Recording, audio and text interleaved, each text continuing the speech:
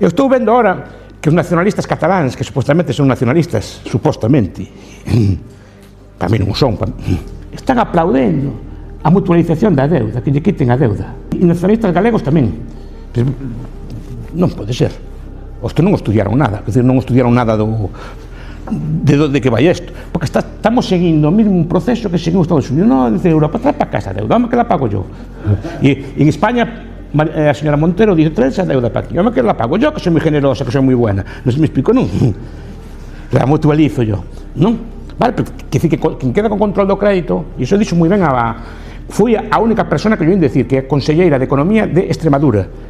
Lo que quieren hacer estos es quitarnos el crédito a las autonomías, que no podamos salir nosotros a pedir prestado. Efectivamente, mira como acertou, efectivamente.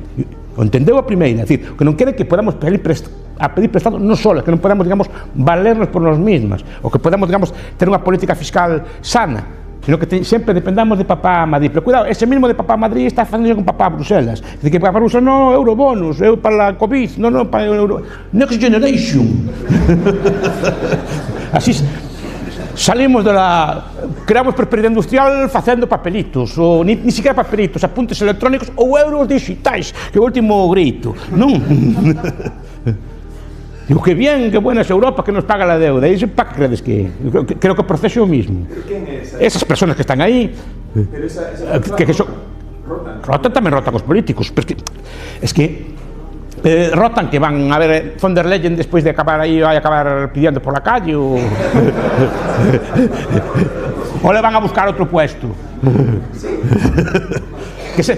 Por eso digo que a veces hai que ler os vellos clásicos como os italianos, a Mosca, que é un autor que me encanta cando escribe La clase política, que dice que quien manda son a clase. E cuidado, la clase política dun Estado non son, a ver, por exemplo, unha persona que traballa para o Estado, un bombero, un policía, un celador dun hospital, unha enfermera, un profesor do instituto, traballan para o Estado, pero non son Estado, non son a clase política. A clase política dice Mosca que son 5 ou 6 mil personas, non máis.